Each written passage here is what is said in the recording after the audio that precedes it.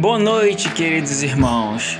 Começaremos um novo episódio do projeto de podcast O Estudante Batista. E queremos que você seja edificado. Escute e, se você gostou, compartilhe. Depois de toda a sua explicação do primeiro podcast, surge uma pergunta, professor. E vamos direto ao ponto. A pergunta é: os batistas são reformados ou não? Nos diga, professor, saber isso é importante? Houve uma crítica aos batistas que foi feita pelas igrejas reformadas, de um modo geral, as igrejas reformadas pedobatistas. Essa crítica foi muito forte no meio presbiteriano. Os presbiterianos, eles têm uma grande vantagem no Brasil, de que eles são os pais dessa reforma moderna no Brasil, né? Teólogos aí de grande envergadura, igrejas sérias, bons seminários. Isso acabou levando muitos batistas a estudar nos seminários. Eu sou um batista que fui estudar no seminário presbiteriano, pela providência, porque eu ia para um seminário batista, mas não tinha horário lá que batia com o meu, né? Então, só tinha no presbiteriano. Vamos para lá, então. Então, eu aprendi muito dessa história lá. Mas, veja, isso é bem interessante, porque essa crítica que havia é que os batistas, eles até aceitavam a ideia de que os batistas defenderam no passado o calvinismo, mas eles sempre batiam numa tecla de que os batistas não eram reformados. E aí eu perguntava, mas não são reformados por quê?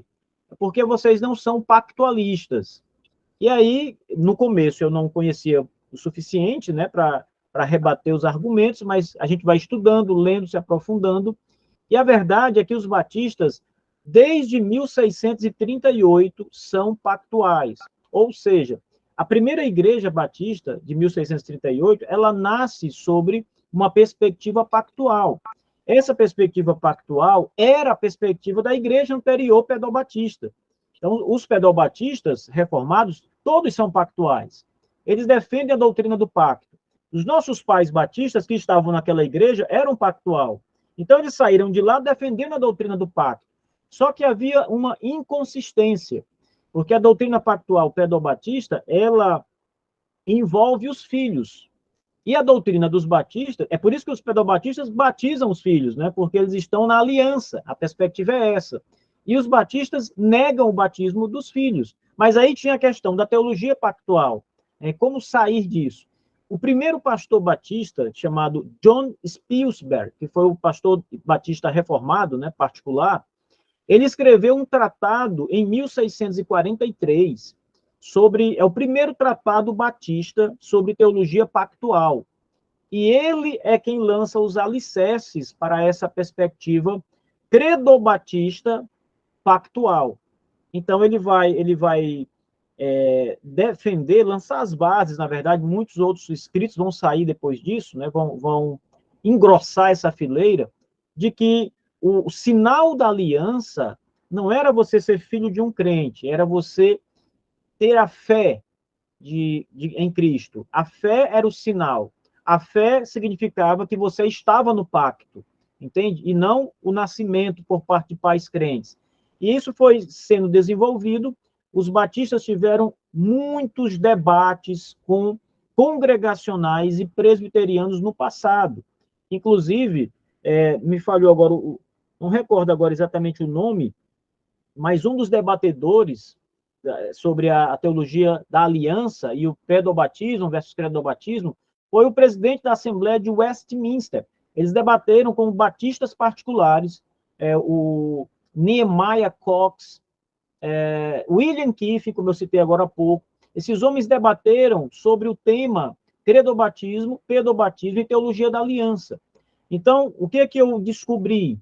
Né? Não foi uma descoberta minha. O que eu descobri aqui no Brasil, comecei a falar sobre isso, é que os presbiterianos, os congregacionais do século XVII, sabiam perfeitamente que os batistas eram pactuais e defendiam uma teologia do pacto diferente, distinta, mas eles eram pactuais, eles consideravam isso.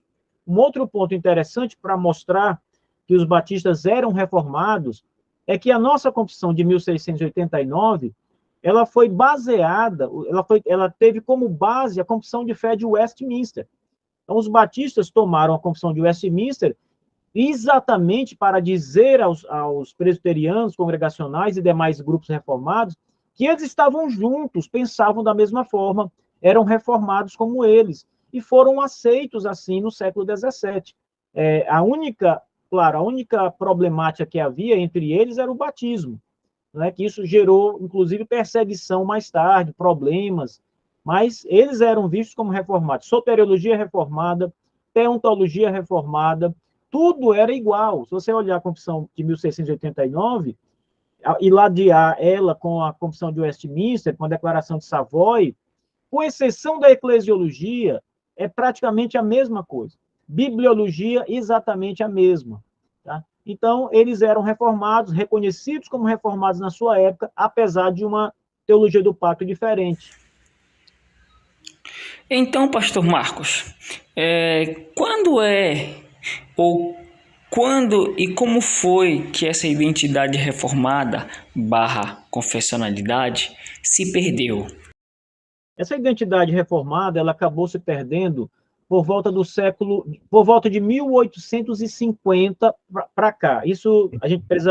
Essa pergunta deve ser feita pensando onde os batistas estão. Por exemplo, no Brasil, quando se perdeu isso? Na Inglaterra, nos Estados Unidos, porque como o grupo vai avançando, isso vai ser um determinado momento foi na Inglaterra, em outro momento foi no Brasil, entende? Mas, a princípio, 1850 é a época, lá na Convenção Batista do Sul, que começa a se perder essa característica, ela começa a ser enfraquecida. Até então, no começo do século XIX, os batistas eles têm uma teologia confessional muito forte, baseada nas antigas confissões de fé do século XVII. A Confissão de 1644, que inclusive é anterior à Confissão de Fé de Westminster, e a Confissão de 1689, que também é chamada a Segunda Confissão de Londres. A primeira é de 1644. A de 1644 é uma confissão pequena, 53 artigos, e a Confissão de 1689 é como a de Westminster, uma confissão maior, robusta, muito bem apresentada ali nos seus capítulos e parágrafos. E essas confissões sempre foram o padrão dos batistas na Inglaterra, nos Estados Unidos. A primeira confissão batista nos Estados Unidos é a Confissão da Filadélfia. Ela ganhou esse nome lá. Essa Confissão da Filadélfia nada mais é do que a Confissão Batista de 1689, como era chamada na Inglaterra, a Segunda Confissão de Londres. Nos Estados Unidos ela mudou de nome, mas os artigos de fé são os mesmos, exatamente os mesmos, com o acréscimo de 2 novos artigos. Um sobre a imposição de mãos e o outro sobre cânticos. É basicamente isso que muda, sem mudar nada do que já estava lá anteriormente. Só que nessa altura, as confissões passam a ser consideradas pelas igrejas muito longas para serem ensinadas. Então, eles começam a tomar essas confissões grandes e reduzi-las ali para confissões menores. Quando você faz uma redução, você acaba sacrificando muita coisa. Então, se você olhar, por exemplo, o capítulo 1, sobre as Escrituras, que está lá na Confissão de Fé Batista, de 1689, e colocar do lado do mesmo capítulo, na Declaração Doutrinária da Convenção Batista Brasileira, olha, é como se fosse uma formiguinha perto de um leão, em termos de volume, sabe? A Declaração Doutrinária da CBB apresenta uma boa declaração sobre as Escrituras, mas deixa de falar de muita coisa. E a Confissão de 1689 era muito profunda. Ela abordou muitos temas, muita coisa sobre a Escritura. E aí, quando você passa de um texto robusto para um texto que está correto, mas é muito pequeno, ele não explora muito o tema, você começa a perder. Toda redução traz perda. Você começa a perder material, começa a perder teologia, começa a perder doutrina. E isso vai enfraquecendo a igreja. Então, esse processo levou ao enfraquecimento dos batistas em todo o mundo, começando na Inglaterra, menos na Inglaterra, assim, de maneira menor na Inglaterra, mas começou lá, depois foi para os Estados Unidos. Nos Estados Unidos esse processo também acontece, E quando chegamos no Brasil, esse processo quase não existe. O Brasil, ele já recebe uma teologia batista muito debilitada em relação à sua origem, sabe? Ele recebe a teologia do pacto, ele recebe, por exemplo, essa bibliologia muito forte, rigorosa. Aqui os batistas foram chamados de o povo da Bíblia, né? Porque andavam sempre com a Bíblia e diziam que a Bíblia era a palavra de Deus, aquilo todo. Então, mas por outro lado, muita coisa se perdeu já. Eles chegaram no Brasil com a teologia calvinista, os primeiros missionários batistas que vieram da América do Norte, todos, sem exceção nenhuma, eram calvinistas. A primeira leva de batistas do Sul, que veio para Santa Bárbara do Oeste, fugindo ali da época da guerra, da secessão, eram de teologia calvinista. Então, veja, eles trazem o calvinismo, mas eles deixam muita coisa de lado. Então, esse enfraquecimento foi se dando ao abandono confessional ou ao enfraquecimento confessional. Esse é o primeiro ponto.